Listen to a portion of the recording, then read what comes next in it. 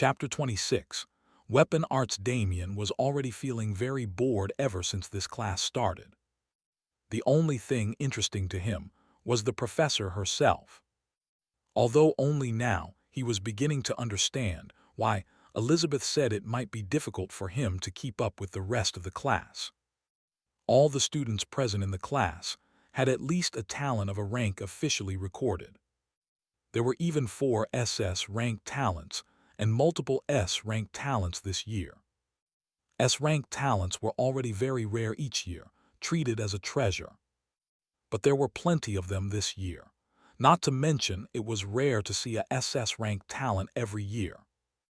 Getting 4 of them in the same year was definitely weird. It seems that the time when the monsters start attacking is drawing near. That old man didn't mention any timeline. I only know that monsters will start attacking through every portal once again in a few years' time. Looking at the talents popping like candy, including Luna, there would definitely be a crisis coming soon, just like the professor mentioned. Are these 4 SS ranked some of the main characters? Though all of them are filled with useless pride, I see potential in each of them. I should also make a decision about the Mafia.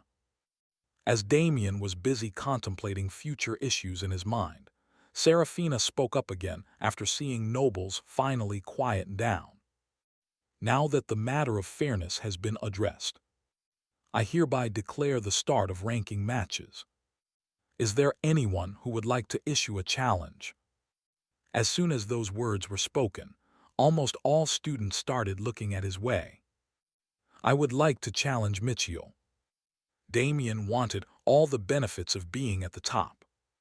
The freedom to choose among all the weapon arts and skills, alongside having reserved room at training facilities, was not something he could just let go. He didn't have any plans of participating in these ranking challenges previously, but now they were worth too much. After hearing Damian speak, all other students had an as-expected look on their faces. But what surprised them even more was Michael Thorne's response. "I surrender, I'm not his match at the moment." He gave up even without a fight. All the nobles in the class had constipated looks on their faces. Even though they all knew he wasn't a match for Damian, they at the very least expected him to fight to uphold the noble honor. But he just gave up immediately. "All right, I will update the rankings accordingly. Damian Valcor will be ranked first from now on. Anyone who has objections can challenge him." Although Serafina said she herself knew no one would challenge Damian, at least not yet. Beep, student Damian Valcor challenged Michiel Thorne and won, thereby becoming the first ranked student. The rankings for students with rank 1 to 231 will be reduced by 1 automatically. As Serafina finished finalizing the outcome in her watch, a notification was sent to all students whose ranking was changed. In this case, almost 231 students received this notification at the same time. For a while, the whole first year was in turmoil. Now, I will start your first lesson on aura control. All students, including Damian, were absorbed in the lesson. Professors at the academy were almost the best in their respective fields in the world. So there was always a lot to learn. The focus of today's class will be on controlling the aura inside your body. By the time she finished speaking, everyone had gained a lot. Indeed, having a good teacher really reduces a lot of time figuring things out. I gained so much from one lesson alone. Even though my aura control skill is very high for my level, understanding what I'm capable of is another thing. Damian remembered the ambush from yesterday night. He was able to infuse aura in his punches without being taught. But only now he was understanding how crude his approach was. So I can do so much with aura control. I will never miss this class for sure. All right, that's enough for today. There will only be one combined class for today. For Weapon Arts class, You all need to select your arts and go individually to the professor responsible for teaching that art.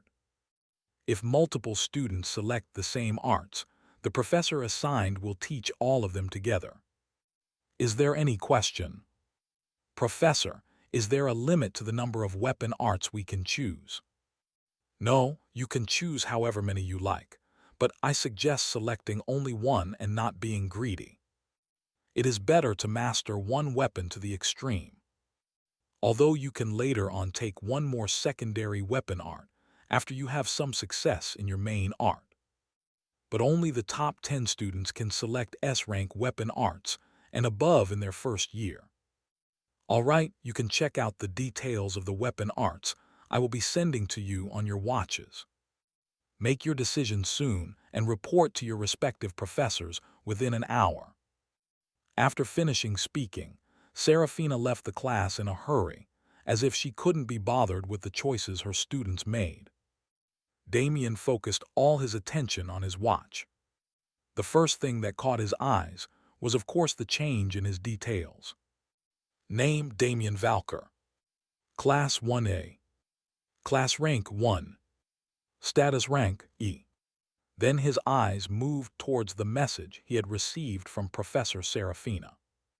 She had sent a list of weapon arts he was eligible for, and for some reason, she had not sent any art lower than S rank.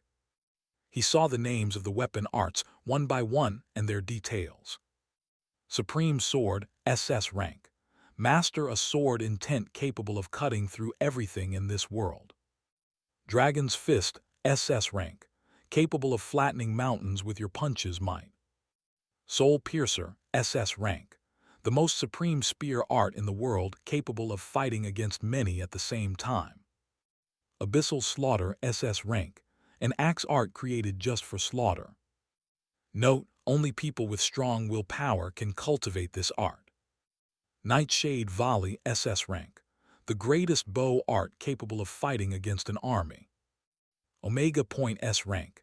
A gun art capable of killing targets extremely far from the user. The more the bullet travels, the more powerful it becomes. Looking at the weapon arts before him, Damian was engrossed in his thoughts before finally deciding on selecting Omega Point and Abyssal Slaughter. His thinking was very rational for picking up these two. He chose Omega Point simply because it was the highest-ranked gun art he could find. There were no SS-rank gun arts in the list sent by Professor Serafina. And as for his choice of Abyssal Slaughter, firstly, he didn't have any experience in holding a sword or a spear in both his lives. He discarded the punching art as well because, honestly, it was more suited for someone who has innate brute strength. He wouldn't need a bow art as he already selected a gun art. So he was only left with an axe art, and he did have some experience with an axe in his past life. He used to log woods in the forests, sometimes for calming down. Plus, the note below that art made him even more certain. He had high willpower, so why not take advantage of that? And I need an art capable of slaughter in the first place. After making his decision, Damian memorized the details of the professors responsible for teaching the arts and put a message to them. When he finally looked up, he saw a beautiful face just a few inches away from his face. What the? As he backed away a little, Adrian Murdoch spoke first. Hey there. Hi. Have you made your choice? Yes. Good, then let's go eat something in the cafeteria since we have some time. Okay. And so, Damian and Adrian started walking together towards the cafeteria amidst the eyes of other students. I can never understand these Murdochs. Elizabeth is unusually kind to me, and now her brother just invited me to eat together for no reason. Sai, forget it. It's not like they are harming me. Although Damian could not understand their motives, he didn't want to waste too much time overthinking everything. He will handle every problem when it presents itself to him. Cafeteria was the place where Damian always ate his food for the past couple weeks. All students would have their fill here. After taking their food, Damian and Adrian sat at a bench together and started eating. So, is the Murdoch family also a noble family? Damian started a discussion with Adrian, since he wanted more information about the whole nobility system. Adrian raised his eyebrows at the sudden question, but still answered. Correct. In fact, we are one of the 13 imperial families at the top of the Federation. I see, but I don't see the same arrogance and pride in the Murdoch family as compared to all others in the class. Because we are not like them in the first place. There are ideological differences between imperial families. Most families believe nobles stand above the commoners. Even though it has been 200 years since the portals opened, noble families hardly changed.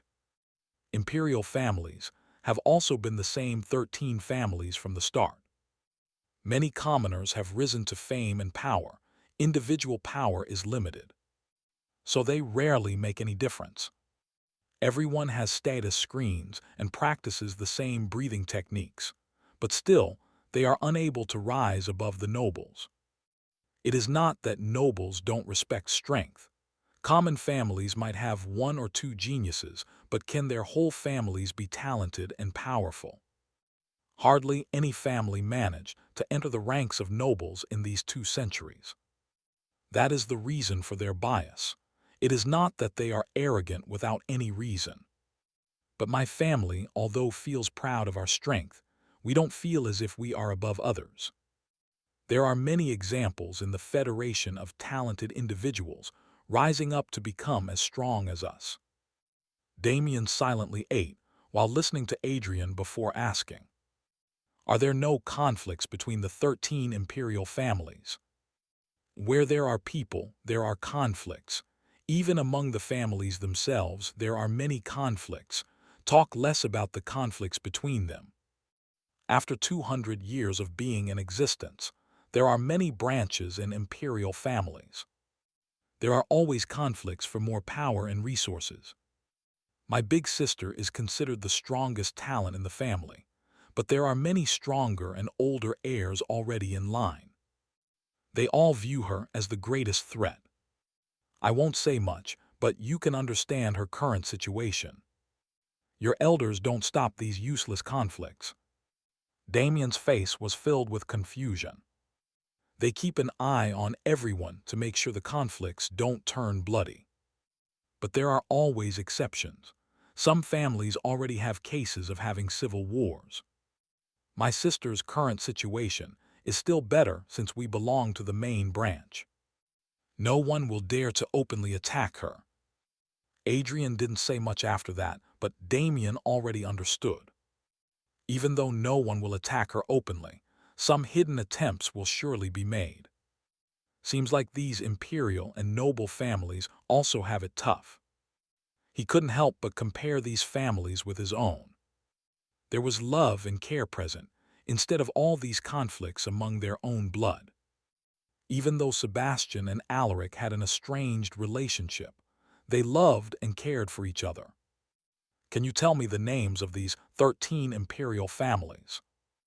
You clearly have no idea about the world. Where were you living for the past few years? There are no nobles in my city, so never really bothered about all this. Which school did you come from again? Norrington. Adrian's eyes went a little wide as he remembered the recent incident at Norrington. Ah, I see. So you are from the far north. No wonder you didn't know anything. There are hardly any nobles around that area. Yeah, that's why I wanted this information from you. You being one of the nobles will surely know all of this. Right, so the names of the 13 imperial families include Murdoch, Blackwood, Ashford, Thorne, Cross, Langston, Evergreen, Royce, Kinsley, Vance, Eckhart, Veritu, and Bloodworth. But you can ignore the Bloodworth imperial family. And why is that? This family was exterminated more than a decade ago by mysterious attackers. Now that, when I think about it, all of their family members had crimson hairs and eyes just like you. Adrian's face starts becoming weird as he eyes Damian's features carefully. There are many people with crimson hair. Yeah, and you don't seem to have their innate skill as well, so it must be a coincidence. Does every family have their own inherited innate skills as well? Yes, that's the main reason for our dominance in the first place. But not everyone in the family inherits the innate skills. My sister, for example, awakened our family's innate skill named seer. It lets her have some visions of the future. Damian's eyes went wide as he heard about the seer skill. That's a very powerful skill. How does it work? You would have to ask my sister, as even I don't have a clue. She doesn't tell me whenever I ask. Looking at the pouting face of Adrian, Damian also smiled a little.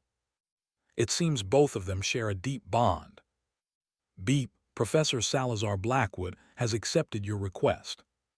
Please report to receptionist Annie at the training facilities. She will guide you to him. Professor Salazar Blackwood was the one who will teach him Omega Point weapon art. He was one of the strongest snipers in the Federation currently. Damian looked towards Adrian and showed him the message. Looks like I'm off to meet my professor. Yours should be reaching out soon too. Oh, you really have some luck. Professor Blackwood is even more famous among our nobility circle than the Federation. Good luck, Tilda. Looking at Adrian giving him a sly look, Damian couldn't help but sigh. It seems this professor might be a bit troublesome. I should get moving fast.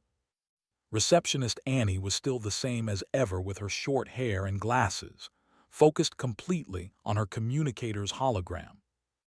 Damian has already got to know her quite well over the past couple weeks.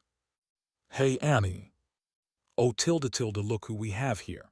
The first-ranked student of your year, huh? Not bad. Annie whistled as soon as Damian came. She already knew about his ranking as Professor Blackwood probably came here previously, to make sure Damian was guided towards his training room.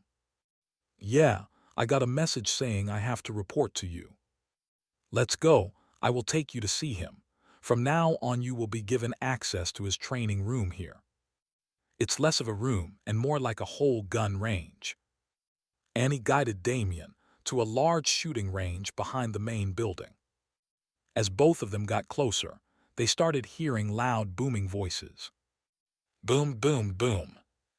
When they entered the shooting range, a man in black suit holding a sniper gun stood there. And the small mountain at which the gun was pointed at was blown apart with debris still falling from the sky. As if sensing the newcomers, the man in black, Salazar Blackwood, looked at both Annie and Damian approaching from behind. Ah, little Annie, thank you for bringing the kid here. Now off you go, Tilda. He made a gesture for her to go back to her duties. Master, now that you are about to get a new disciple, you don't appreciate me anymore. Annie pouted but still turned around to leave. See you later, junior brother. From now on you will have to call me senior sister since we have the same master. Damian only now realized that Annie was Professor Blackwood's disciple. No wonder I was told to report to her. All right, kid, come here and show me your gun. I heard you have been involved in some incidents requiring you to use it. Salazar placed his own sniper gun to the side and extended his hand towards him. Damian didn't say anything and removed his gun from the holster and gave it to him. Nice weapon indeed, but it's quite outdated. It still requires bullets to be inserted. Leave this gun with me later on, I will make some changes to it. No disciple of mine will use bullet shells. I am your disciple. You are here to learn my weapon art, are you not? That itself makes you my disciple. Though only time will tell if you really deserve it. From your information that I have gotten, your potential seems to be quite poor. But your progress makes no sense if that's the case. Maybe your potential seems to have improved later on, but I don't care.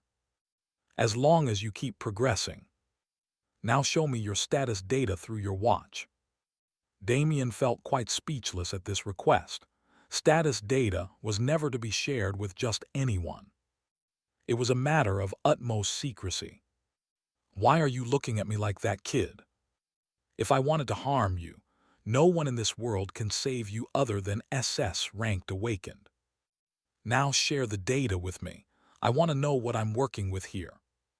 Sigh, now I get why Adrian was giving me such a look. Here. Name Damian Valcor. Age 15. Rank E. Talent S. Core attributes. Strength 31. Speed 33. Stamina 33. Vitality 31. Aura E. Will 145. Skills. Shooting B+. Hand combat B. Telekinesis E+. Aura control. Weapon arts. Damian waited for a long time as he was also looking at his data, but seeing no words come out from Professor Blackwood, he looked up at him. The hell? Salazar Blackwood was staring right at him, with stars shining in his eyes. His eyes carried so much intensity that a black aura started to release from them. Sudden release of his aura put a great pressure on Damian as he started sweating a little. It's so strong. Just a little bit of his aura is making me feel like I'm being eyed by a beast. Salazar took a deep breath before trying to calm himself down. Phew, kid, don't show your status screen to anyone. Don't you know it is your greatest secret? You forced me to. I will be teaching you my art. Stand by my side and look at what I do. Try to learn as much as you can. Focus on how I'm controlling my aura and willpower. Salazar picked up his sniper weapon again, pointing it at a tree in the distance. Damian focused all his attention on the man. He noticed how his aura started to fill the gun and charge it slowly. It kept on getting concentrated till it became so heavy that even the aura present in air started to get sucked towards it. Omega point. And then it was released. Boom. Did you see that, kid? Salazar turned towards Damian to see his stupid face, feeling a bit proud. Yeah, when you released that bullet, it started to attract more and more aura from the air and became more powerful by the time it reached the target. It became at least 10 times more powerful. Right, you managed to see that. Not bad. My bullet's speed is even faster than normal. What you saw was only the most simple application of my art. If I were to put levels to my art, then it is level 1. Salazar led Damian to sit down in front of a digital board. Tell me, Damian, he said calmly, what happens to aura once it leaves the body? Damian answered without hesitation. It disperses, unless anchored by technique. Correct, aura is obedient but only near its source. Blackwood flicked a bit of his aura out to see it getting dispersed. Omega Point weapon art exists to violate that rule. Damian's crimson eyes narrowed slightly, by anchoring it to the bullet instead. Blackwood smiled faintly, not to the bullet, to the will inside the bullet. He tapped his temple. Aura follows power, but power follows will. He drew a small spiral diagram on the digital board, a dot at the center, lines converging inward. In advanced aura physics, we define something called a will density gradient. Where intent is concentrated, energy gathers. Most techniques spread will across the body. Omega Point compresses it into a moving seed. A seed, Damian repeated.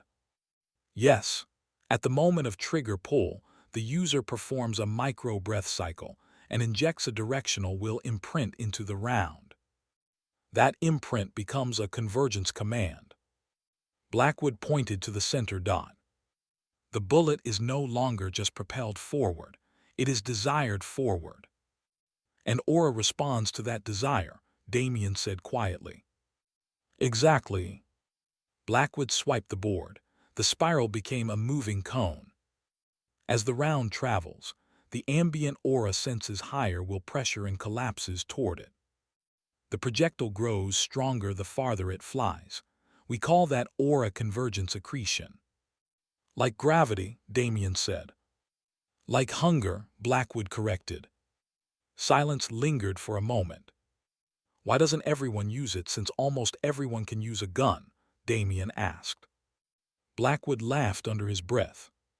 Because most minds are too unstable to hold a traveling command. He leaned forward slightly. If your will fluctuates mid-flight, the convergence reverses. Backflow, Damian said. Yes, neural shock, or a burn. In rare cases it even leads to identity fracture. Damian didn't react outwardly. How many levels are there? 5 recognized ones, Blackwood said. Most never pass the second. He raised a finger. Level 1 seed shot, basic will imprint, minor aura attraction. Second finger. Level 2 convergence shot. The bullet feeds as it travels. Distance becomes power. Third finger. Level 3 channel shot. You maintain mental linkage after firing. Slight trajectory influence. Fourth finger. Level 4 singularity round. Rotating aura shell. It devours incoming energy.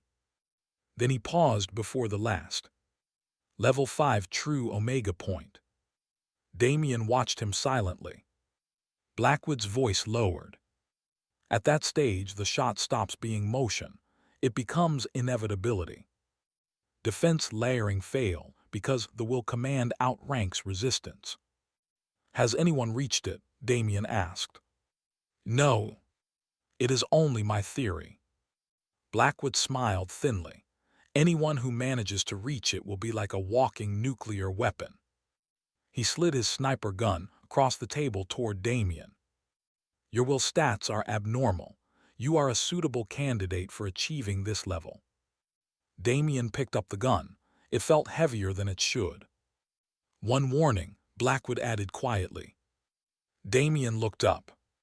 Omega Point does not tolerate hesitation. The bullet carries your intent exactly as it exists at the moment of firing. And if the intent is unclear, then the shot is weak. And if the intent is absolute, Blackwood held his gaze. You will find out when it happens. Also, I saw you already have telekinesis skill. You must have practiced moving your bullet midair. But those were normal bullets. It won't work on aura-made ones. You will need to keep on increasing your telekinesis skill and willpower. The more powerful they are, the more you can do with this art. It would also be better if you can get an eye skill that lets you see far if you don't want to depend on scopes. Also get a moving art. A sniper's biggest weakness is letting the enemy come closer to him. So you will need to constantly move in a battlefield to avoid that situation. Damian sat there listening to every advice he got, taking note of everything in his mind. All right, now you can carry on with your things. I will fix your gun and send it back to your room. Details of the art are already sent to your hologram watch. Practice it regularly and find me whenever you need guidance. Damian walked out of the shooting range with his mind already filled with the principles of Omega Point. He was excited to finally have some guidance in his gun path. Although he only took this path for defense till he was strong enough on his own, he couldn't deny his love for guns. And would he even be a mafia boss if he had no gun in his possession? Even though he hadn't started his mafia as of yet, he planned to make sure every mafia member in the future had a gun in his possession as a secondary weapon. He wouldn't force everyone to learn gun art, but they should carry the weapon always. I need to start earning some money as well, but I should also take hold of some gun manufacturing facilities. First, I have to make sure I'm strong enough before focusing on all this.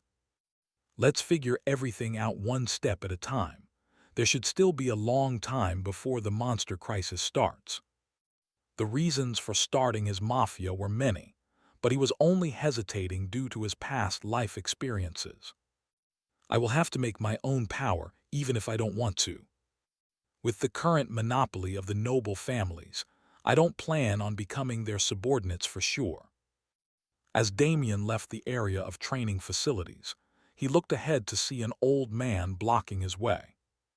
The old man was very muscular, but his appearance was quite weird. He instinctively knew that the person standing in front of him was very old, but his face had no wrinkles, and his long white hair and beard with knots did nothing to hide his age. His clothing attire was also very weird, wearing just some loose robes. What was even more alarming was that Damian felt no aura around him, not even a little. It was as if the old man was immortal. The old man suddenly waved his hand, and both Damian and him were teleported away. When Damian landed on the ground after the teleportation, he steadied himself. His face betrayed no emotion, and looked beside him to see the old man standing as well.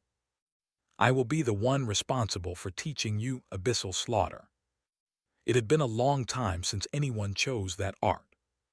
Even if some people chose it, they were not suitable enough to learn it. But I can feel your strong will just by looking at you. Although your talent is a bit low, at just S rank, no one is perfect. Before we start, do you have an axe on you? Why are you not speaking? The old man looked confused as he saw Damian still having no reaction. But as soon as he saw him opening his mouth, blur, Damian vomited on the long beard of the old man. Son of a. Damian looked apologetic as he opened his mouth to speak after vomiting everything he ate in the cafeteria. I'm sorry, old man. This is my first time teleporting. You should have warned me a little. Sigh, forget it. The old man waved his hand, and the vomit vanished in the air. Looking at the void filled with fluctuations as every drop of his vomit was vaporized, Damian couldn't help but shudder a little. He still had not felt any trace of aura from this man. So do you have an axe with you or not? The old man asked irritatedly. Even though the vomit vanished, he still felt as if he could smell it on him. No. All right, catch this. You can use this axe as your weapon from now on. It is nothing special, just durable. Damian caught the axe flying towards him with right hand, but as soon as he caught it, he realized how heavy it was. The axe was 60 centimeters in length, featuring a straight obsidian glass handle. It consisted of two secondary matte black crescent blades, one fixed at the top of the shaft and a similar one at the base. The primary axe blade had a circle hole followed at the center, which made the axe whistle every time it was swung.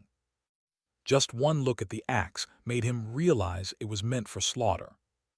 Thank you. All right, don't thank me like I gifted you a family heirloom, the old man said, squinting at him.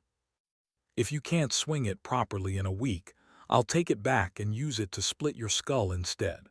Weapons meant for slaughter don't belong in soft hands. Damian rotated the axe once, testing the balance despite the weight dragging at his wrist. You're very encouraging for a teacher. I'm not a teacher, the old man replied immediately. Teachers explain things nicely so idiots feel progress. I correct mistakes before they grow teeth. There's a difference. You'll learn it if you live long enough. He walked in a slow circle around Damian, not looking at the axe, looking at his spine, shoulders, grip tension, breathing rhythm. You're holding it like a borrowed tool, he continued. Like something you plan to return clean. That's already wrong.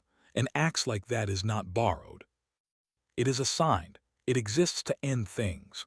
Wood, bone, doors, limbs, the material doesn't matter. The decision does. Damian adjusted his grip slightly. Then what exactly is abyssal slaughter? A weapon art, a philosophy, a killing style. The old man clicked his tongue. Listen to how many words you're trying to wrap around something simple. That's exactly why most people fail this art. They come looking for forms, sequences, secret breathing, hidden footwork diagrams. They want 10 steps and a title. He stopped in front of Damian and tapped the axe head with one finger. Abyssal slaughter is the removal of everything unnecessary between decision and destruction. He let that sit before continuing, and this time he didn't shorten his explanation. When most fighters attack, they pass through layers: intention, adjustment, doubt, correction, force application, recovery plan. By the time their weapon lands, the strike has been negotiated 6 times inside their head. This art rejects negotiation. You decide once, and the body is forced to obey that decision fully.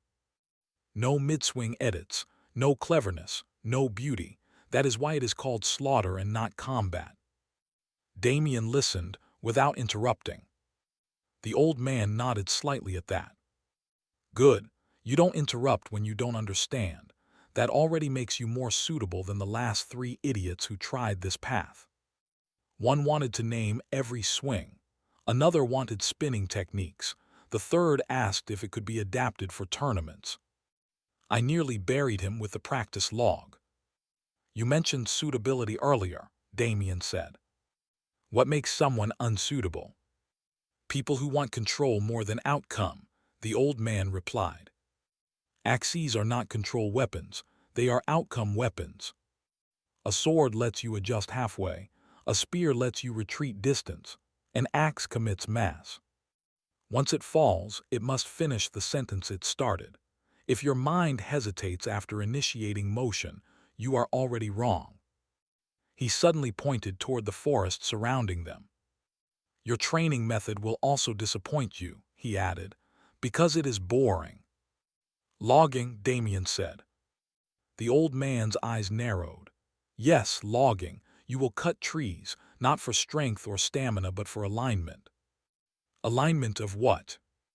Decision, structure, and gravity, the old man said, then launched into a longer explanation without pausing. When you chop wood correctly, 3 lines must agree: your spinal line, the blade line, and the fall line. Most people swing with arms and shoulders. That produces force but not inevitability. In abyssal slaughter, the swing begins at the heel, travels through the hip, locks through the spine, and exits through the edge. When that chain is correct, the strike feels lighter even though it hits harder. This is also called lifting, something heavy as if it were light. That is how you will know you are improving, not when it feels stronger, but when it feels simpler. He walked to a nearby thick tree and knocked on it twice. You will cut until your strike stops changing shape. The first 100 swings, all different. Next 1,000, mostly wrong but consistent. After that, the body stops experimenting and starts obeying. Only then does slaughter begin. Damian asked, are there no advanced techniques beyond this? The old man laughed, a real laugh this time, deep and rough. There are, but they are not taught. They appear. When your strike becomes honest enough, variations emerge naturally. If I teach them early, you will imitate shapes instead of discovering function. And imitation fighters die beautifully. He leaned closer. I am not raising a beautiful fighter. Silence settled between them. Wind moved through the leaves overhead. Then the old man spoke again, voice lower and more serious than before. One more principle, and you should carve this into your skull. Abyssal slaughter never prepares for the second strike. Not because there isn't one, but because the first strike is delivered as if there will not be time for another. That mental condition changes muscle recruitment, breath timing, and edge commitment. Your nervous system must believe the swing is final. Otherwise, the edge softens at the last moment. That softness is invisible to spectators, but targets feel it immediately. Damian looked at the axe again, differently now. Show me, he said. The old man grinned slightly. Good, finally a useful sentence. He turned toward the forest and started walking. Come, we begin with trees. They complain less than people, and unlike people, they don't pretend to be stronger than they are. By sunset, I'll know whether you're truly suitable, or just another boy who likes dangerous words. He didn't look back as he added, "And this time, if you feel like vomiting again, turn to the other side." Damian spent the entire time till sunset on logging under the guidance of the old man. At the start, his cuts were very shallow, but soon under the old man's guidance, he started entering a rhythm and alignment. And he didn't use any aura in this practice. This kid has some potential after all. Unlike those failures from before, he listens well and improves as soon as a mistake is pointed out. All those so-called geniuses always think they are unique and special. But at least this kid is different. He has some kind of hunger for more knowledge. After all this time, maybe someone else can take over this art. Pity that his talent is not high. Does the axe feel heavy now? He asked Damian, who was still swinging the axe relentlessly. No, it feels natural. It is as if the weight does not even exist. All I need to do is align my body in a better way to let the axe fall. Damian stopped his logging and responded after thinking for a while. Good. From now on you will carry on this practice daily until you achieve the realm of lifting something heavy as if it were light. This place is behind the academy. You can go back now and keep coming here for practice daily. I will be here always, keeping an eye on you. If I see that you are slacking off or making stupid mistakes, I will tear your head off. Damian couldn't be bothered by the old man's threats. During this entire time of training, he got to know how much that guy likes to threaten with the head off stuff. He probably didn't mean that, maybe. What should I call you, old man? Just keep on calling me old man. You are not worthy to know my name as of yet. After uttering those words, the old man disappeared from his view, teleporting God knows where. Sigh. Damian sighed. It was a very tiring day mentally as well as physically for him. Training with Professor Salazar, and then with this old man had drained him completely. Picking up the axe and wearing his uniform's blazer again, Damian started heading back. While he was heading back, he looked at his status to see if there were any changes. Status. Name Damian Valcor. Age 15. Rank E. Talent S. Core attributes. Strength 31 right arrow 35. Speed 33 right arrow 34. Stamina 33 right arrow 40. Vitality 31 right arrow 35. Aura E. Will 145. Skills. Shooting B+. Hand combat B. Telekinesis E+. Aura control. Weapon arts. Omega Point S. Initiated. Abyssal Slaughter SS. Initiated. Finally, the weapon arts section is not empty. Although I don't know how it will keep track of my improvement. Omega Point has levels, but Abyssal Slaughter doesn't seem to have any. Forget it, I just started anyway. As he was heading back, the moment he entered the premises of the academy, he saw an SFD car being parked there. A familiar-looking man stepped out of the vehicle and happened to see him too. Damian moved towards him, closing the distance. It seems the SFD has decided to send you here instead of Officer Ashley Blackheart. I assume she must be quite busy with other important matters. The bear-like man, Officer Brian Olaf, replied after hearing Damian. Unfortunately, that is the case indeed. Officer Brian was the one who had arrived at the Norrington incident and seen Damian's madness at close hands. He didn't want to be the one sent here as a therapist for this psycho, but Ashley Blackheart was one of the most important officers of SFD and couldn't be sent here. I see you have been involved in an incident again. Yes, the Shadow Council managed to trace me back till here. Though I wonder whose fault was in that. How did you know about the organization? Brian was a bit shocked. The Stronghold Academy is quite powerful. Indeed, And I admit we didn't handle the situation well. But we couldn't possibly alter the memories of everyone present at the scene, could we? There are still many ways to contain a situation. Are you telling me that the great SFD, responsible for the security of the Federation, can't even stop some information from spreading? Brian had a complex look on his face, as if he felt guilty towards all this. You know, Officer Brian, once upon a time I knew another officer by the same name. He always carried his duties honestly, believing he was on the side of justice. I respected him, but nothing could change the fact that he worked for people with some questionable morals. I considered him quite pitiful. He always tried to prove to his own mind that all his actions would result in saving many lives. So he lived a life for justice, trapped by his own mind. But did you know what I thought of him? Damian's expressions now started showing pity, but his words remained as cold as ever. What? I considered him nothing more than a dog on the leash. Just like a dog, he was loyal to his master, always thinking his master was right. Every action of his master is justified, even if it meant being disowned by him. Silence filled between the two of them as they stood there looking at each other. Brian's feelings were hard to tell.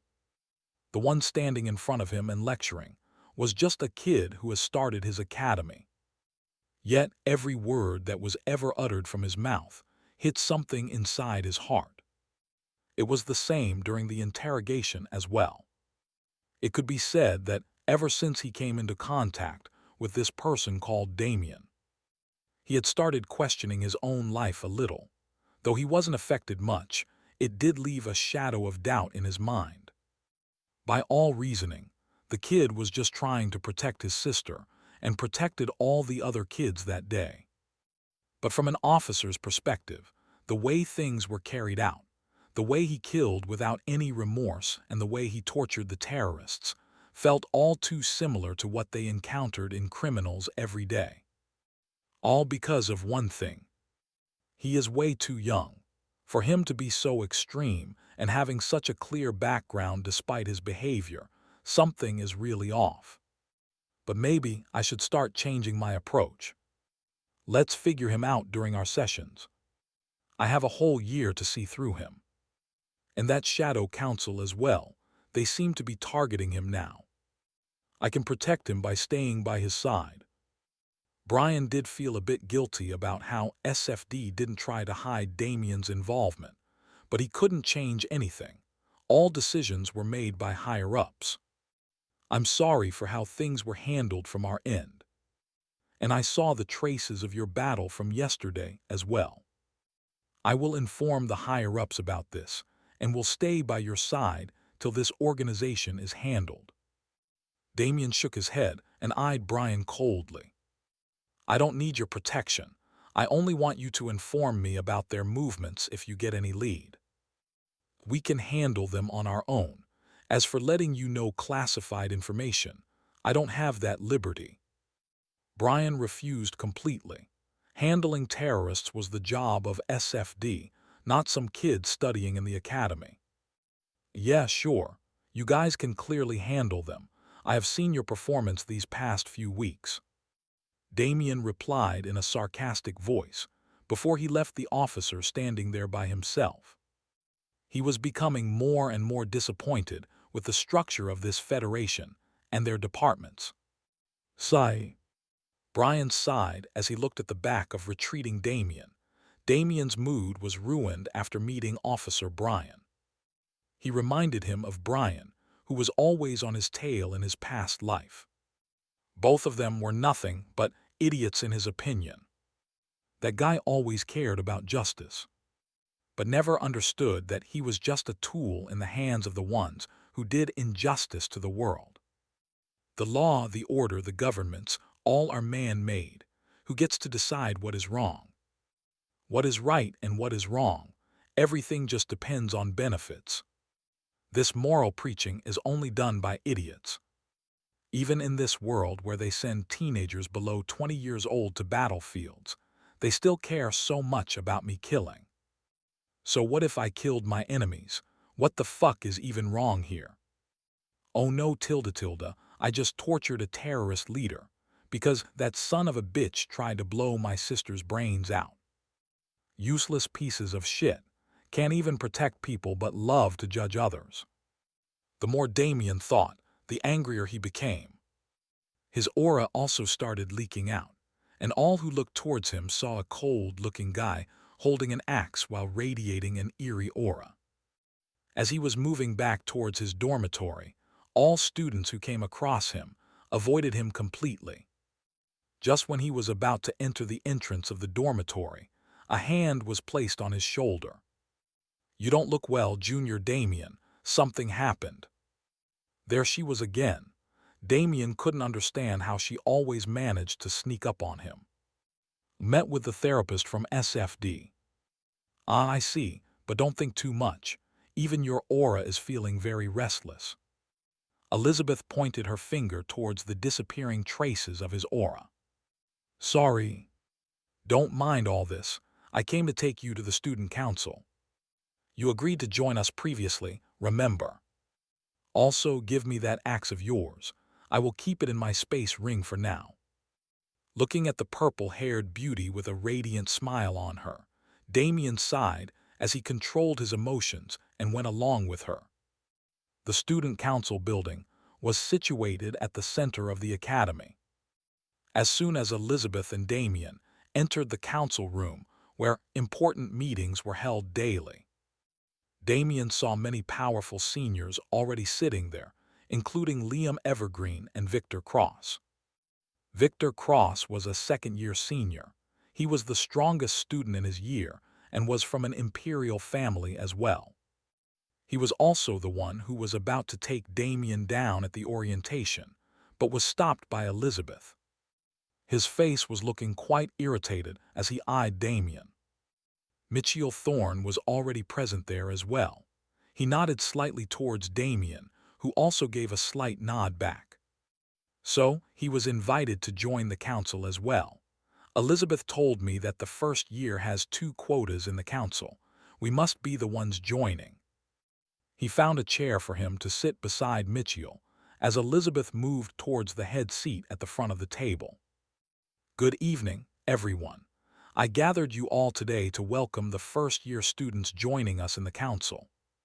They will be the first-ranked Damian Valcor and the second-ranked Mitchell Thorne." As Elizabeth introduced Damian and Mitchell, both of them stood up to give a respectful nod towards all the seniors gathered. Then she rested both hands lightly on the table as her purple eyes scanned everyone present. "Since both of you will be working with us from today onwards, I'll introduce the full council structure first." She gestured toward the left side of the long obsidian table.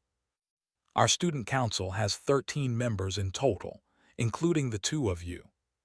She then turned slightly. "You already know our vice president." Liam Evergreen leaned back casually in his chair, arms crossed behind his head. His green hair was slightly messy, emerald eyes filled with lazy confidence. "Vice President Liam Evergreen," Elizabeth said calmly. Liam gave a half smirk. "Try not to create too much of a mess in your first year, juniors. Paperwork is annoying." A few seniors chuckled lightly. Elizabeth then pointed toward a massive-built man sitting 2 seats away from Liam. He looked like he belonged on a battlefield, not inside a meeting room. With jet-black hair slicked back, he had a thick neck and his shoulders felt like reinforced armor plating. His presence was silent, but oppressive in a grounded, crushing way. "This is chairman of the club's committee, Gareth Blackwood." Gareth's dark eyes moved slowly toward Damian. "So you're the one causing noise in the academy already," Gareth said in a deep voice. Elizabeth continued smoothly. "Vice head of club's committee, Victor Cross." Victor leaned forward slightly, fingers interlocked, chin resting on them. His sharp brown eyes locked onto Damian. He was the strongest in the second year. "So the academy really did give you a seat," Victor said flatly. Let's see if you can keep it. Elizabeth didn't react to the tension. She simply moved on. Michael Thorne will be joining the club's committee as well. Michael gave a small nod. I look forward to working with all seniors. Victor gave a faint scoff. We'll see if you keep that tone after field duties. Michael didn't respond, but his golden eyes didn't waver. Elizabeth then shifted her attention to the opposite side of the table. And now, head of the disciplinary committee. Everyone's posture unconsciously straightened a little. A petite girl sat there. Short, slim, almost fragile-looking. But her straight-cut jet black hair framed a face that had zero softness. She had cold gray eyes that seemed completely emotionless. Like someone who had already decided how the world should work and would enforce it. She was also a fourth-year student. Other than her, the only fourth-year student present in the student council was Gareth. Ariel Voss. She spoke without standing. Damian Valcor. Her voice was soft but sharp enough to cut glass. You will be joining my committee. Elizabeth nodded. Clearly Ariel had already informed her. Yes, Damian will be assigned to the disciplinary committee. Ariel's gaze lingered on him, a second longer than necessary. Good. Then she looked away. Elizabeth continued introductions. Members of the disciplinary committee. She gestured. A tall, tan-skinned boy with braided dark hair raised a hand slightly. Rex Dalmier. He was a third-year student as well. Beside him sat a quiet girl with pale skin and amber eyes. Selene Hart. She was one of the 2 second-years present in the council. The student council has quotas for both first and second year. Meaning, even though they were a bit weak compared to their seniors, they had a terrifying potential. All others present in the council were the strongest of the academy. There were no quotas for third and fourth year. It could be seen that the third-year students were quite powerful if they managed to have 9 members in the student council, including the president and the vice president. Then, a broad-shouldered girl with shaved sides and long hair tied back spoke casually. Mara Kestrel. She looked like someone who enjoyed fighting with fists. Elizabeth then gestured back toward the club's committee side. Additional club's committee members. A cheerful-looking brown-haired boy waved. Jonas Harrington, event operations. Beside him, a tall, elegant girl with long platinum hair smiled faintly. Alina Dre, external partnerships. Elizabeth finally gestured toward a girl sitting beside her. And student council secretary. A girl with long navy blue hair adjusted her glasses nervously. Naomi Lark. She gave a small bow. I handle all council documentation and scheduling. Elizabeth clasped her hands together. With this, the full student council stands introduced. Her gaze then moved toward Damian and Michael. You two are here because you represent the future combat corps of this academy. Her voice softened slightly. But make no mistake, you can be replaced if someone from your year challenged you. Gareth spoke. I decide who gets resources in this academy, including all the allocation for clubs. Ariel also spoke. And I decide who gets pushed into real combat zones. Silence filled the room. Damian took note of each and everyone present. All of them were the strongest this academy could offer. It seems Elizabeth is the strongest of the all, likely a B+ ranked awakened. Those 2 from the fourth year are also B ranked, but clearly a bit weaker than her. Although that Gareth fellow seems to be the strongest in combat, it is only my intuition, but he seems to have killed a lot. All members of the council have an aura jamming device given to them. Whenever you find a situation about to go bad in the academy, you can use them to restrain the perpetrators. Remember, students are not allowed to engage in unregulated combat. Only the fights presided by any professors are legitimate. Both Damian and Mitchell nodded their heads. Here, take these badges. You will have to wear them starting tomorrow. They indicate your status as one of us. Elizabeth handed them a black square-shaped badge with stars on it. Damian's badge held the initials DC, whereas Michael's badge held the initials CC, representing the committees they both belonged to. Every morning and afternoon, we hold meetings and eat our food together alongside. We are responsible for deciding almost everything in the academy. It also includes the academy events, and the next week we have decided to let the clubs recruit first-year students. We all will be responsible for handling any situation that may arise. The disciplinary committee will patrol the campus and clubs committee will see that everything is handled well. All right, since it's getting late, everyone is dismissed. As soon as Elizabeth mentioned that, everyone started leaving one by one. But Damian noticed that Ariel, Gareth, Naomi, Liam, and Elizabeth herself remained seated. As if sensing his gaze, Elizabeth spoke. "You stay here, Damian. The rest of you can leave." Mitchell looked confused but left as well. Soon it was just Damian and the others who held the highest power in the academy. What is this about? As Damian was wondering why he was told to wait, it was Gareth who broke the silence. "All of us present here know about your involvement with the Shadow Council. The ambush yesterday was just the start, I'm afraid. We have received intel that this organization is infiltrating Tranquil City very fast. It seems they plan to create chaos here as well. Since you are already on their list, I suggest not going out of the academy for some time. Let the SFD handle this." Damian had no objection towards this.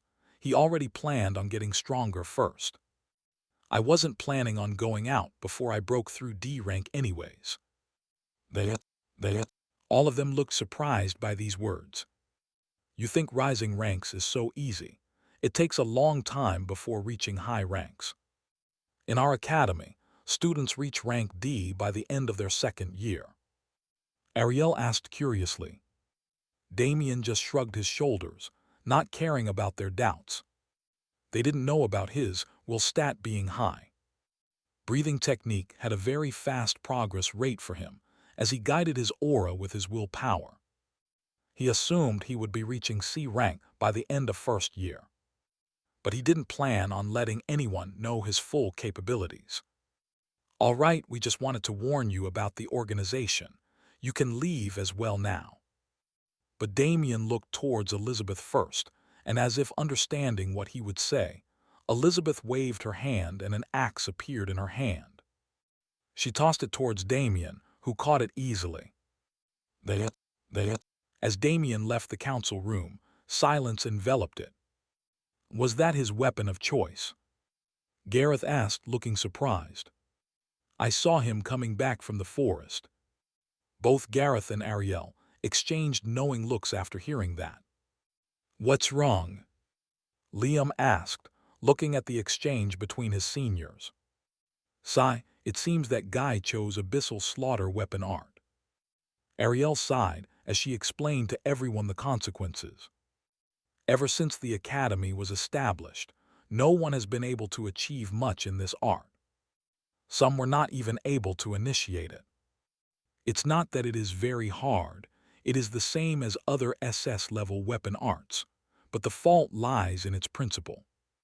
In order to master it, or even initiate it, the user must have the belief that in order to kill or defeat his enemy, only one strike is enough.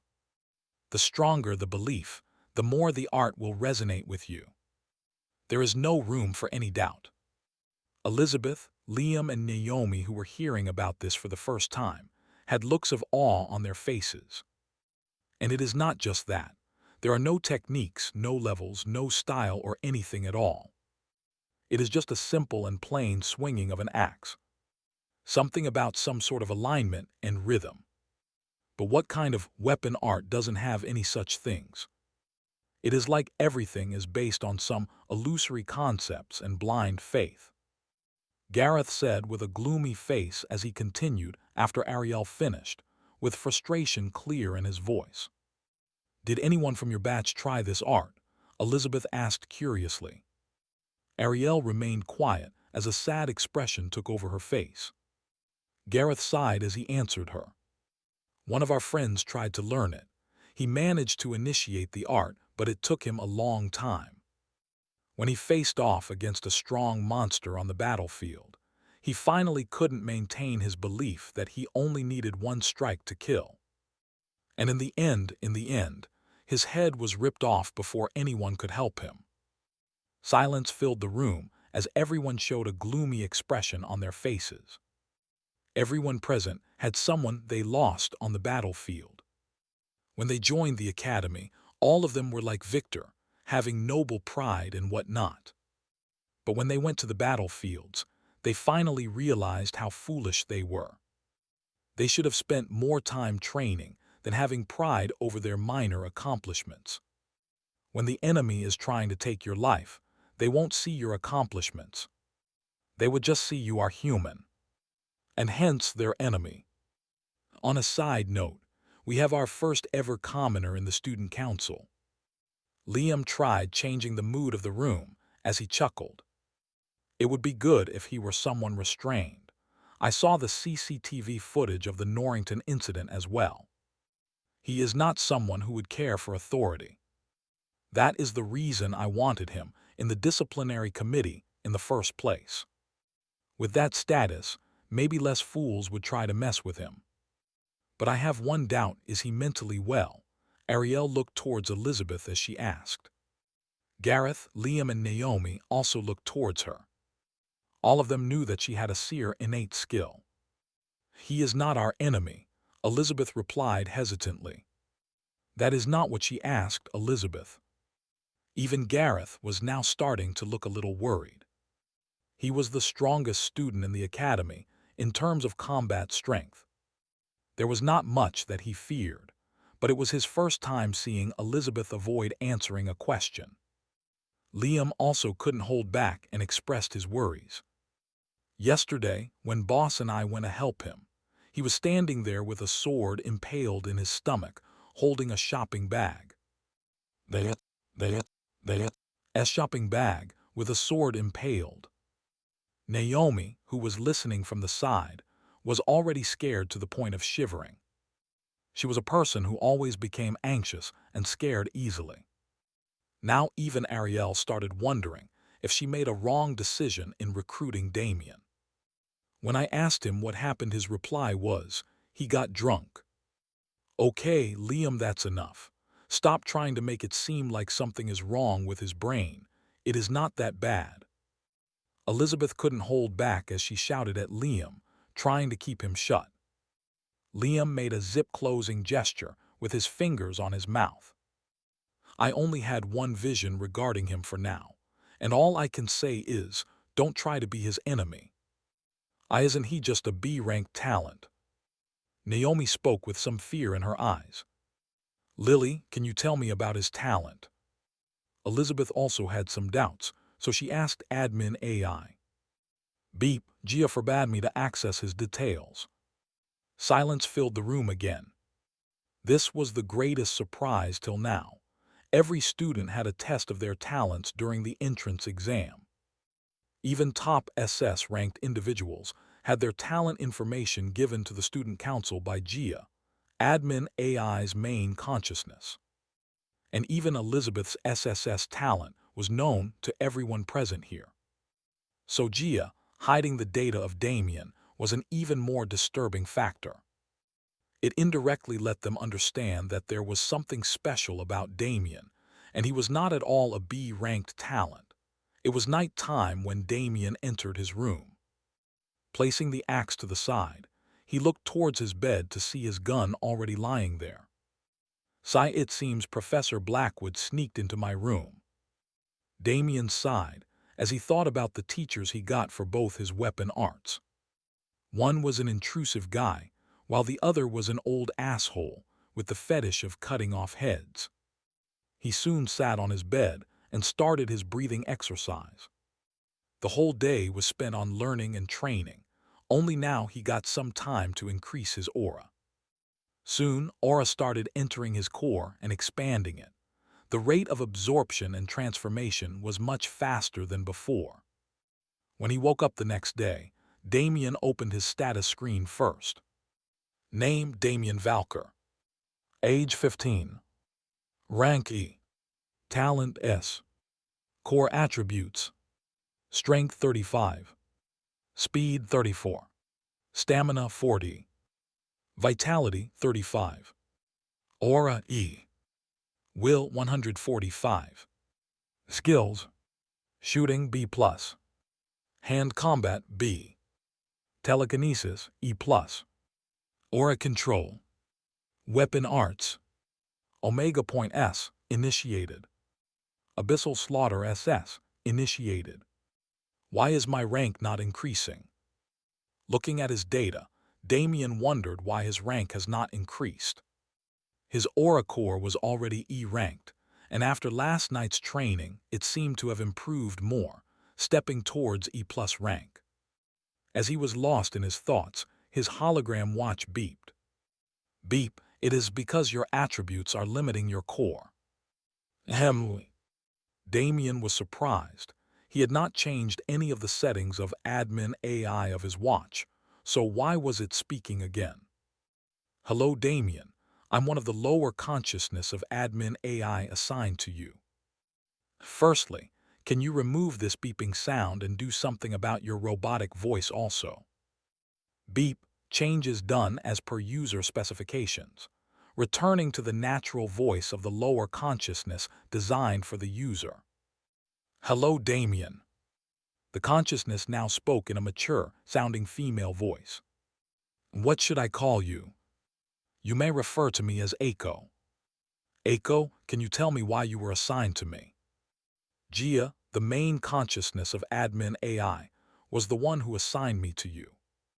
As for what reason, I'm not quite sure, but my goal is to guide and help you. Also, you can get in touch with her through me, if you ever need it. I am just an extension of her consciousness. So, you were saying something about my attributes. Your body is weak. It can't handle the aura of E-rank just yet, so you are still stuck in E-rank.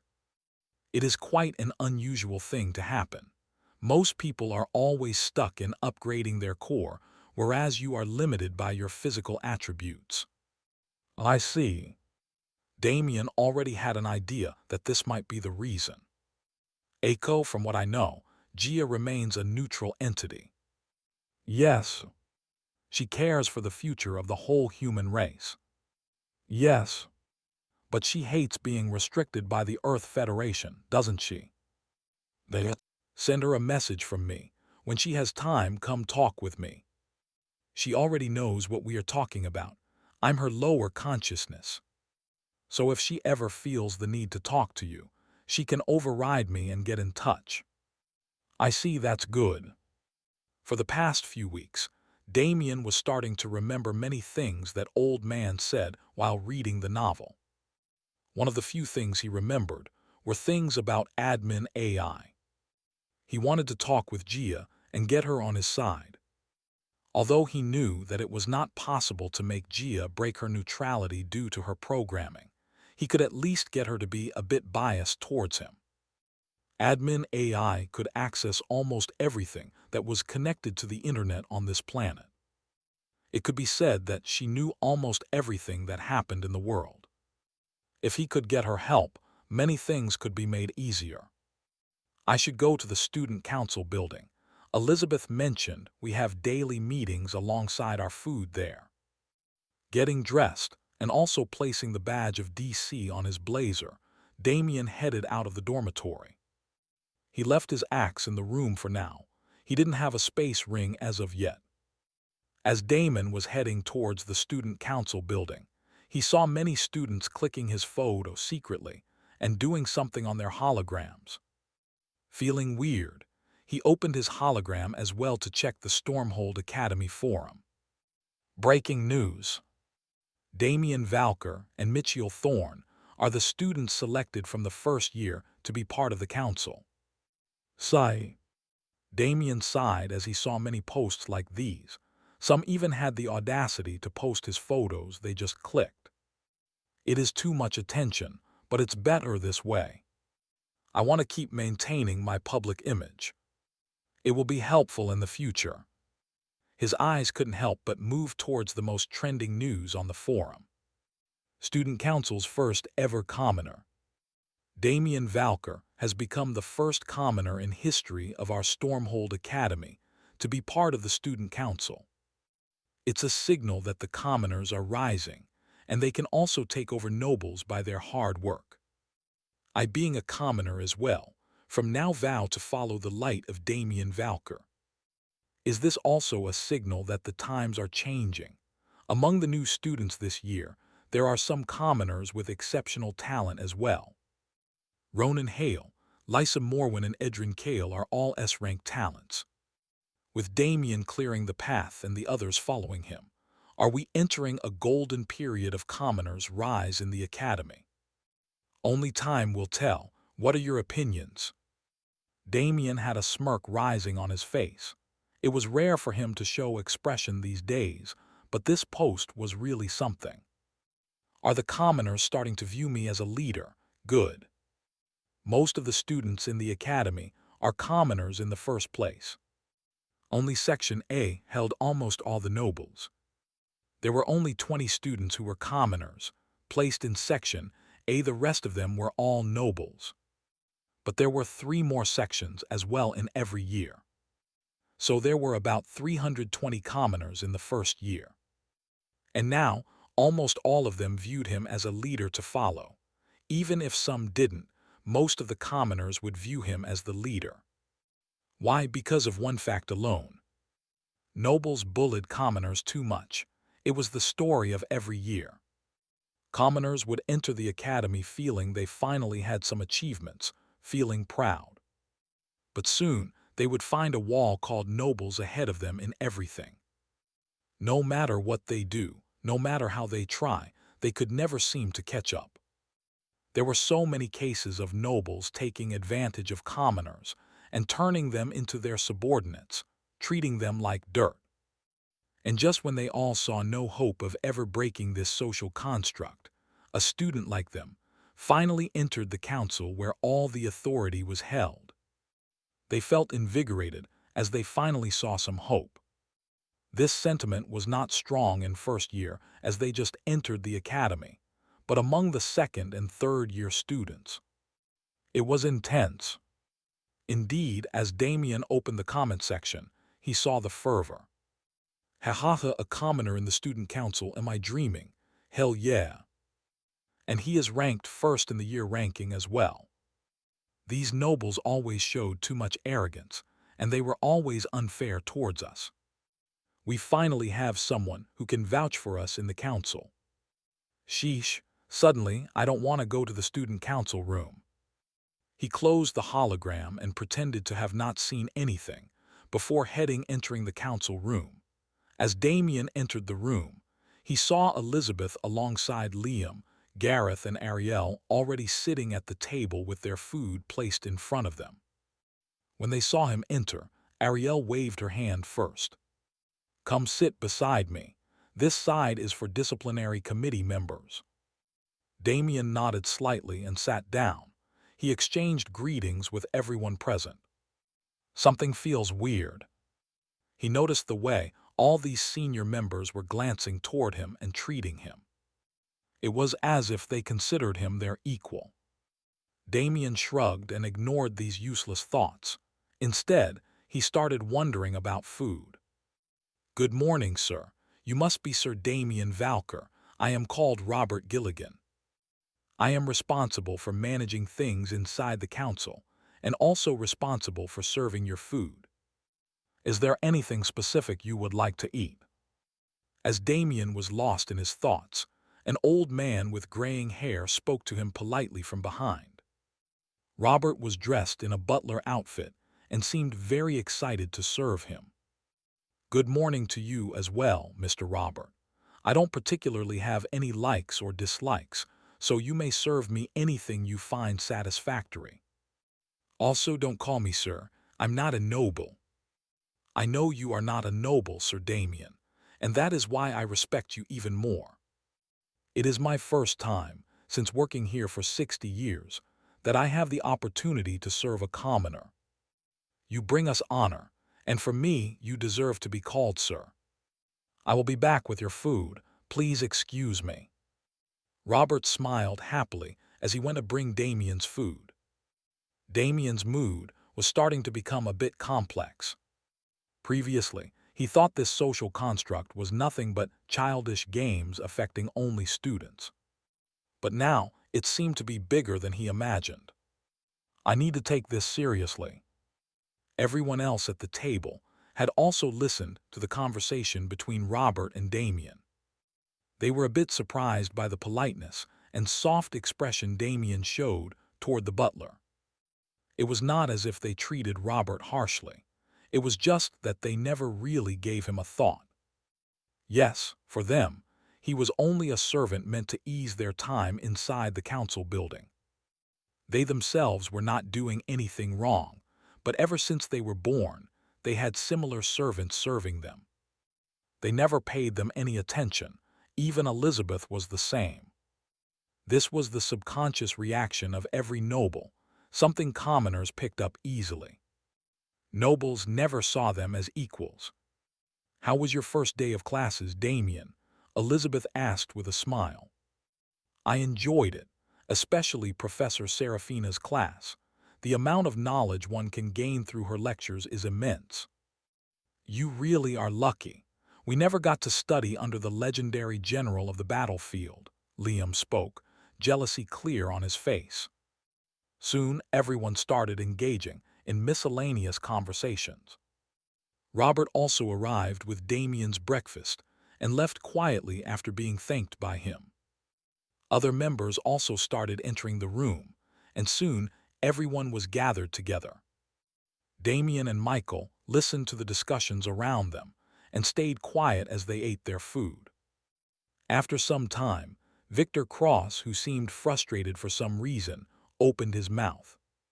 "Are we all going to pretend like everything is normal?" Startled by his shout, everyone stopped eating and looked toward him. Naomi even dropped her spoon as she flinched. "What are you trying to say?" Gareth asked. Victor was his vice head, so it was his duty to handle him. "It's all over the academy forum. All those commoner bastards are treating this Damian fellow as their savior. Someone who broke the social construct. Just because one single commoner managed to enter the council, they think they can challenge us. This is affecting the atmosphere of the academy. There are already fights happening in my year. The harmony of the students is getting effect." "Harmony." Damian's cold voice rang inside the room. Everyone turned toward him. He was leaning back against his chair, his chin resting on his right hand placed on the armrest. "Maybe you mean to say that the students you suppressed are trying to fight back." "Enough. Calm down, both of you. I don't want to ruin my morning on this topic," Ariel spoke in an irritated voice. "You know, there are not many nobles from where I come from. Our northern area is very harmonious. No one even cares about the nobles and their power. All they care about is that they are part of the Earth Federation. But ever since I came here, I got to know this interesting social construct that has been built in the rest of the world. I don't care for your so-called noble honor. I don't care for your need for validation. And I certainly don't give a fuck about what you all think." Damian paused as his eyes roamed across the room, meeting everyone's gaze before continuing. "I only care about one thing: power. And if someone stands in my way, I certainly won't give a fuck whether he or she is a noble or a commoner. So let's close this conversation forever, shall we?" Damian looked toward Victor with an intimidating gaze, as if daring him to speak. Victor's face turned red as he stood up. He was about to release his aura, but Elizabeth spoke first. "Sit down." Her eyes held anger as she ordered Victor to sit down. Then her gaze moved toward everyone else in the room. "Just because I don't speak much doesn't mean this academy is not in my control. I don't care for these petty struggles. I don't want them in my council. Is that clear, Victor Cross?" "Yes." "All right, the meeting is over. Damian and Michael, stay behind to take your aura-jamming devices. The rest can leave." No one spoke. One reason was that most of them were nobles, and some even agreed with Victor. They were proud of their lineages, and seeing commoners stand up against them was not something they wanted to see. If someone paid attention to everyone's expressions, they would see that except Gareth, Ariel, Liam, Naomi, and Elizabeth herself, all of them looked at Damian differently now. So, from the start, I was bound to be against them just because I'm a commoner. Though it is not yet time to openly start a war with the nobles. I need to be patient and lie low for a year. Damian took note of the change in everyone's expression, but he didn't say anything. As only Elizabeth was left in the room with Damian and Michael, she looked toward the two of them. "Listen to me. Your batch is the batch with the strongest potential in recent years. The Federation has taken note of this as well. I don't want any conflicts to happen in your year. Michael, you should try to stop nobles from suppressing commoners. You both must remember one thing clearly. Even though power is given to the student council, the headmaster and the professors are always watching how things are handled by us. Just focus on growing and stop bothering with anything else. And Damian, try not to get involved in another incident." Both Michael and Damian looked at each other before nodding. "Here, wear these bracelets. These are aura-jamming devices. Only use them if any student is using aura to attack someone else. You both can leave now." After wearing the bracelets, both of them nodded respectfully toward Elizabeth before heading out. As only Elizabeth was left in the room, her hologram made a noise. "I'm afraid your council does not hold the same view as you. Nobles benefit a lot from suppressing commoners. They won't let this slide." "I know, Lily, but what I said was for their own good. Damian is not someone they should make an enemy of. Can you not even tell me what you saw in that vision of yours?" Right. Elizabeth remained silent as a complex expression unfolded on her face. Damian and Michael wore their bracelets and started heading toward the classroom together. As they were walking, Michael couldn't help but sneak a few glances at Damian. "If there is something you would like to say, feel free to do so. I apologize for speaking out of turn on the day of the orientation." Michael spoke with a sincere expression. Damian looked slightly surprised, his eyes widening a little. "Why are you so surprised? Whatever I said that day was based on the fact that you arrived late at the orientation. I thought you were one of those who lacked discipline. I didn't want others following your example. I might have come across as arrogant, but my intention wasn't bad. I was just training and forgot about the time. I didn't have any intention of stealing your spotlight. I don't care about my spotlight being stolen." Michael's face stiffened slightly. One of the reasons he had spoken like that on stage was exactly this. "Anyway, don't worry about it. Just make sure the nobles in our class don't follow the example of our seniors. I don't want to waste my time teaching everyone a lesson." Damian spoke casually, as if discussing something insignificant. He genuinely didn't want to bother with social construct nonsense. "You do know that including me, there are 4 SS-ranked talents in our class. Are you really that confident in staying ahead of us?" As they reached the classroom door, Damian turned toward Michael. His eyes were calm, certain, and completely unshakable. "If you guys can even beat me once, I will leave this academy." Right. Michael had never met a commoner who possessed such absolute belief in himself. Ever since he was born, there had hardly been anyone capable of challenging him among his peers. Whether in theory or raw talent, no one had ever surpassed him. It could be said that after crossing paths with Damian, he had tasted his first defeat. But that didn't mean his confidence had shattered. It just meant Damian had an early start. He and the others could catch up within a month. Logically, that was the most likely outcome. And yet, Michael looked toward Damian, who was already sitting at the back of the class, fully focused on his breathing technique. Why is he so confident? It's like he never considered us competition in the first place. As Michael was lost in thought, Leonard Ashford, Iris Langston, and Adrian Murdoch entered the classroom. All the nobles were familiar with each other since childhood. Since all four of them shared similar talent levels and age, their families ensured they stayed connected. "Michael, did you see the forums today? And congratulations on entering the council," Iris said first. "Don't even mention the forums. I almost wanted to rip those commoners apart. Do they think we can't see what they write?" Leonard spoke with clear irritation. He was one of the nobles who held a strong bias against commoners. Adrian, on the other hand, remained completely relaxed. He even waved casually toward Damian. "I suggest focusing on getting stronger. Don't get involved in all this. We already had an argument about this in the council. The president doesn't want any of this nonsense spreading in the first year.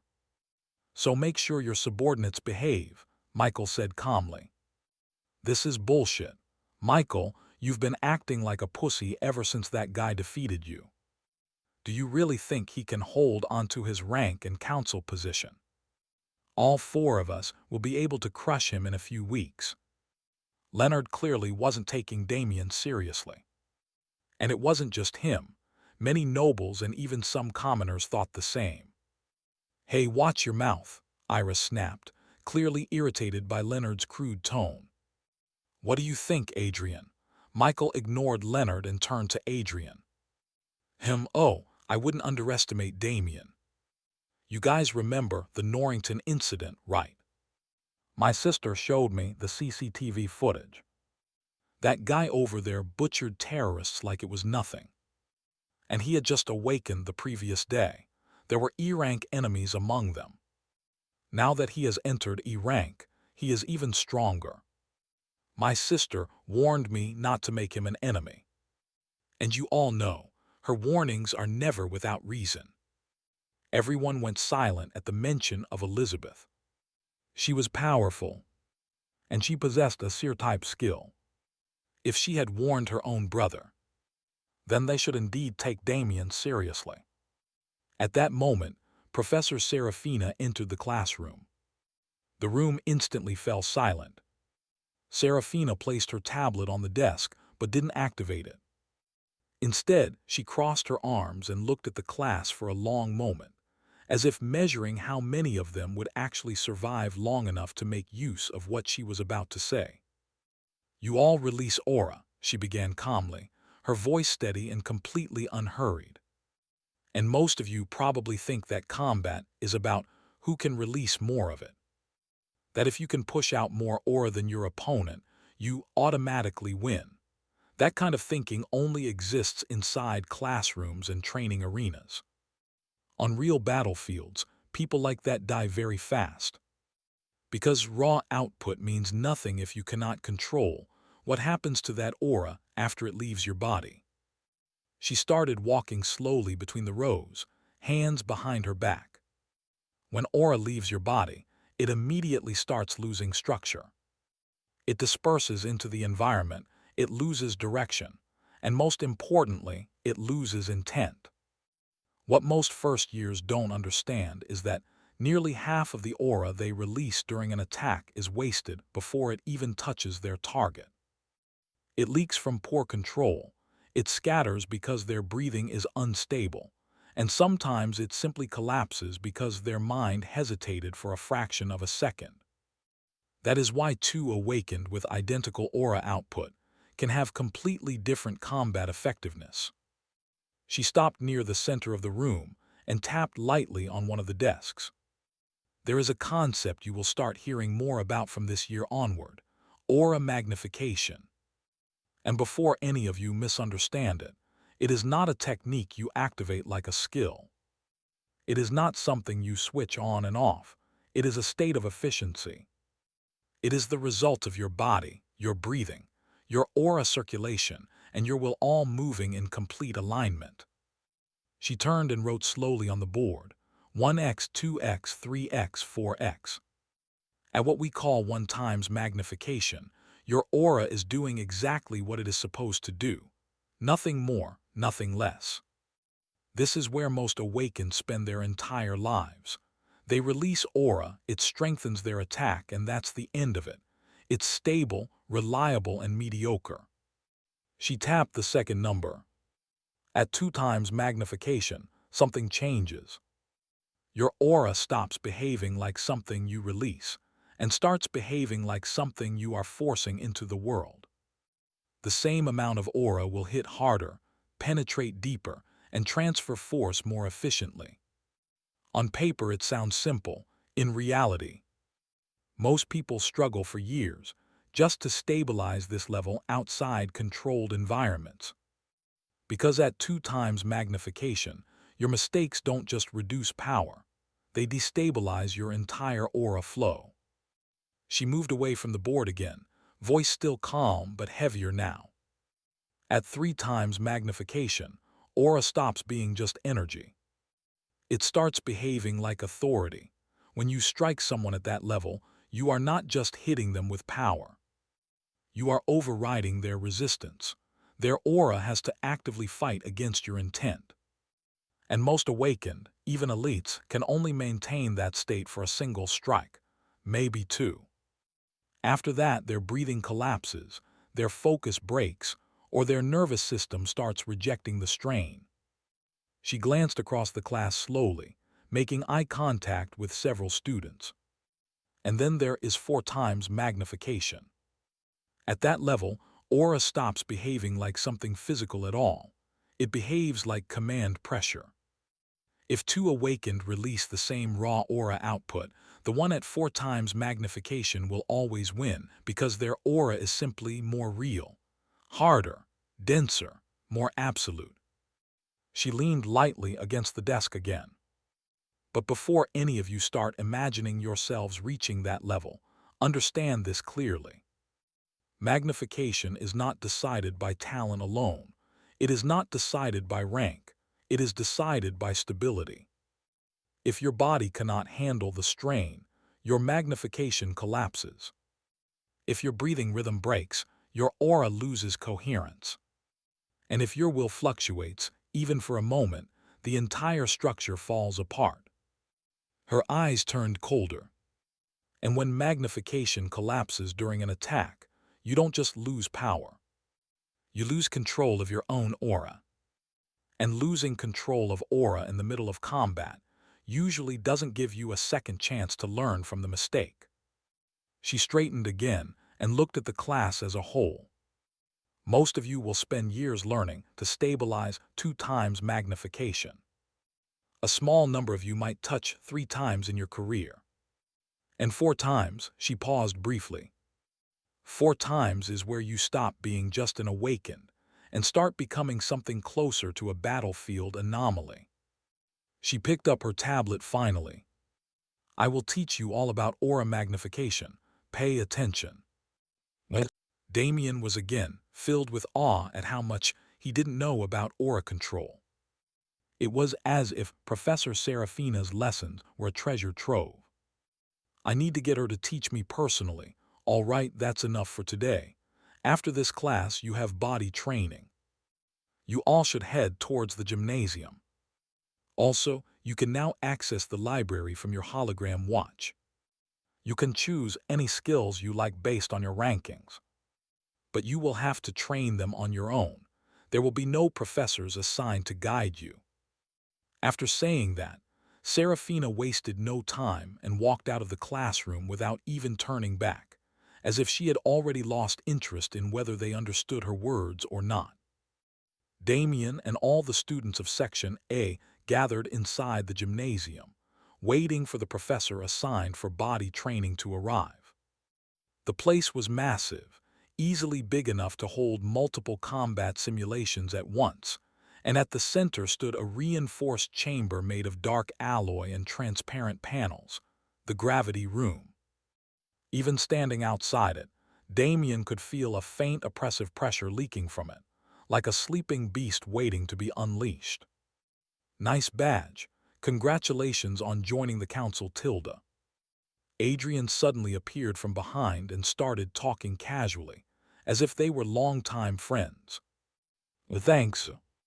You know, you don't really have to attend classes like this if you don't want to. High-ranking students can request individual training sessions with professors. My sister does that all the time. One of the reasons it is allowed is because her rank is higher than almost her entire class, so it makes more sense for her to receive specialized training instead of wasting time in general sessions. Really? Damian was genuinely surprised.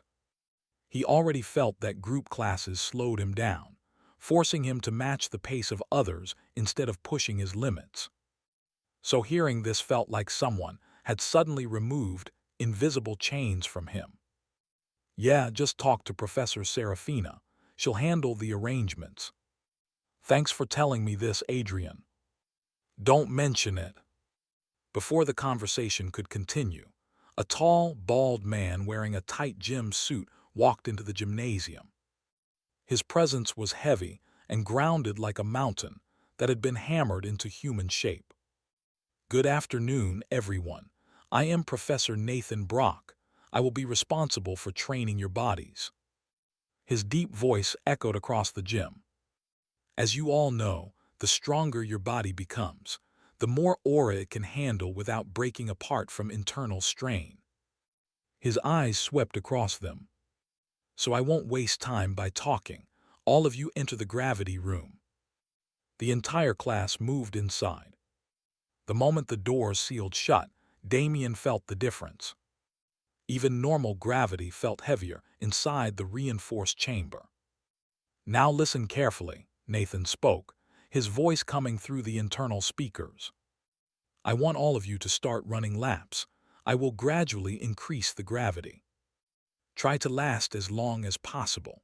The longer you hold on while circulating aura through your body, the more refined and durable your body becomes. He paused. The entire purpose of this is simple. We squeeze out the hidden potential buried inside you. This is only possible for a single time. Pain is simply the body adjusting to becoming something stronger. Try to hold on as long as possible to gain more benefits. A slow, cruel smile spread across his face. So let's begin. They started running as soon as the professor ordered. At first it felt normal. Then gravity doubled. 2 times gravity pressed down like invisible hands, trying to push them into the floor. But Section A students were elites. None of them struggled much at this level. But 15 minutes later, gravity jumped 4 times. The change was instant and brutal. Several students collapsed immediately, knees smashing into the floor, palms slamming down as they struggled just to breathe. Arg! I can't. This bastard increased the gravity too fast. That Baldy has been smiling since we started running. He's definitely a sadist. Most students here were already F-rank awakened. Some like Michael had already touched F-rank. But even then, 4 times gravity felt like running while carrying a mountain on their backs. Damian didn't spare anyone a glance as he ran steadily in a controlled manner. His aura circulated through every muscle fiber, reinforcing them, repairing micro-tears instantly, preventing energy leakage. Inside his body, destruction and healing were happening simultaneously. And it felt incredible. This is what I was missing. This kind of pressure, this kind of training. I can feel my attributes rising. 30 minutes passed by, and almost everyone had collapsed by now. Some were lying flat, some were kneeling, some were even vomiting from internal pressure. But Damian kept running without slowing down, running like a machine built for endurance. The whole class stared at him like they were looking at something not human. Michael clenched his fists as he kept on watching without saying anything. Is the gap really this big? Leonard gritted his teeth. Tusk, what a freak. Even Adrian clicked his tongue softly, admiration clear in his eyes. The nobles watched silently, while the commoners watched with complicated emotions. Because Damian was proof that someone from their side could stand above everyone else. Nathan's grin widened slowly. Heh, what a nice surprise. Let's see where your limit really is. Gravity jumped to 8 times under his control. Damian's legs nearly gave out instantly as his vision blurred. His bones screamed, but he forced his muscles to stabilize, forced his breathing to regulate, forced his aura to reinforce his entire body. Then he started running again. Slower, but he still kept running. Inside his body, aura flooded like a raging river, repairing torn muscle fibers, reinforcing bone density, and stabilizing internal bleeding. I can feel it. I'm about to break through. Just a little more. Sweat soaked his clothes. His muscles trembled violently, and his vision flickered. Then finally, come on. Boom! A dull internal explosion echoed through his body. His aura surged outward violently for a split second, and his entire body started healing faster than before. He had broken through to E rank.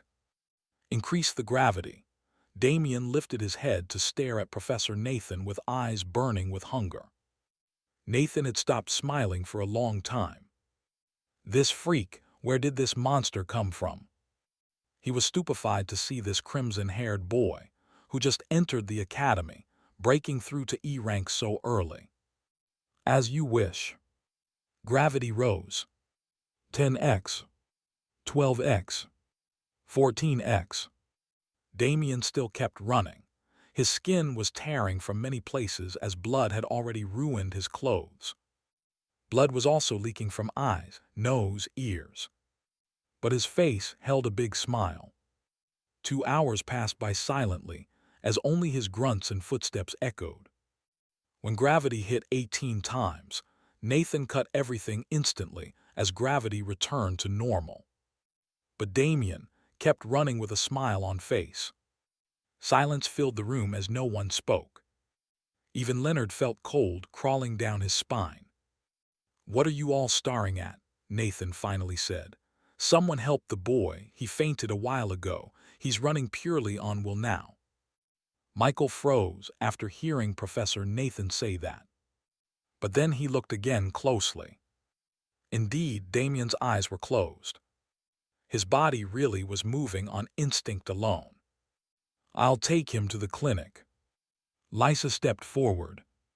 Let us help, Ronan said. Edrin nodded silently.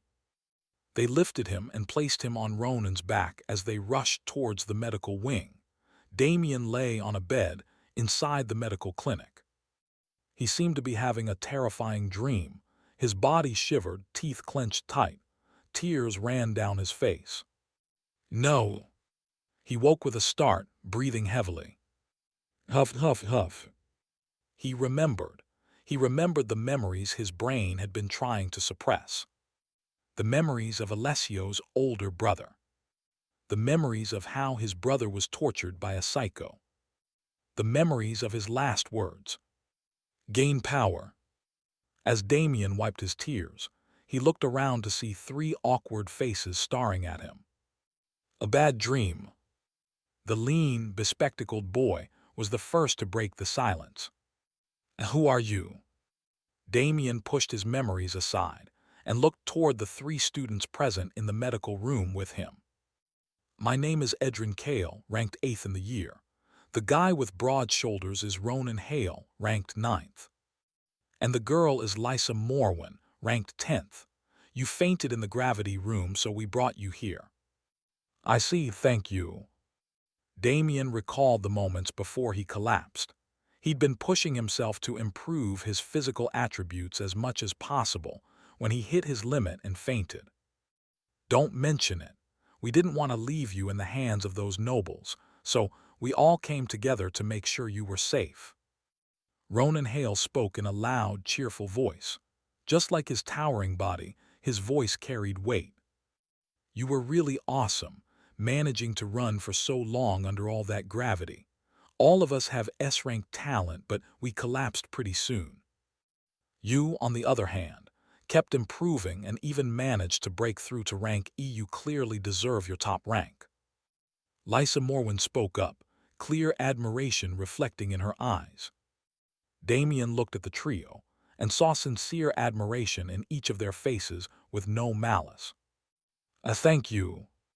Edrin spoke again, his eyes meaningful. But we intended to meet you before this as well. As you've probably realized, we're also commoners. I researched and got in touch with many seniors as soon as I entered this academy.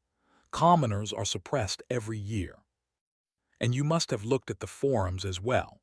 All the seniors are thrilled that finally someone like you has risen to gain a seat in the council.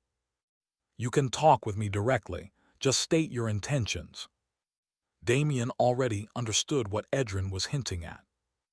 Do you plan on leading commoners? By now, you must have also realized that nobles will see you as an enemy, even if you don't do anything to them. When something threatens their benefits, they won't sit back and leave things to chance. After hearing this, Damian remembered what happened at the student council room that morning.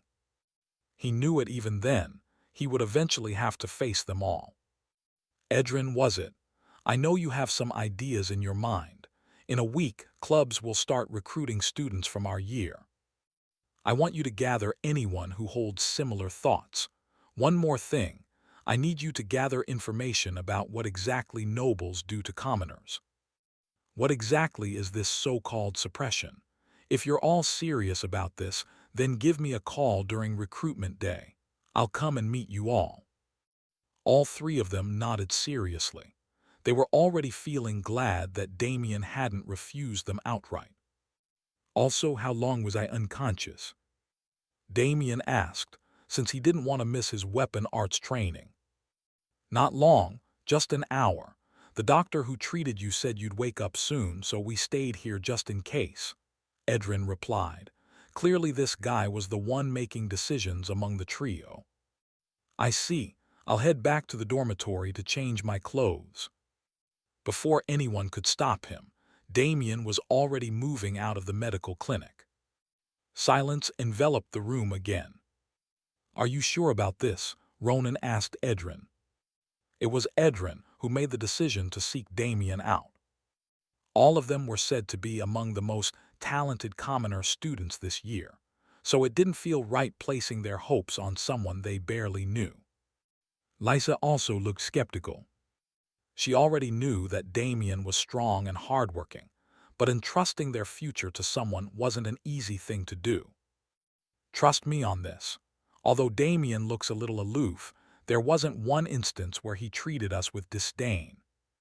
And it's not just that. Do you think commoners never had anyone talented? Look at our seniors. They started just like us, but eventually they realized no matter what they did, the outcome was the same. Nobles first went after the average talented, eventually making them either join or be isolated by the rest.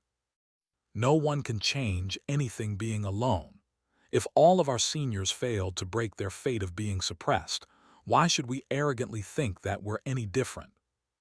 Edrin looked very serious as he laid out his thoughts. He then placed his hands on both of their shoulders. Are both of you strong enough to suppress those SS-ranked talents? I don't think anyone among us is. So why shouldn't we bet on the only one who can? Yes, everyone is skeptical, but do you think his talent would be low considering his performance today?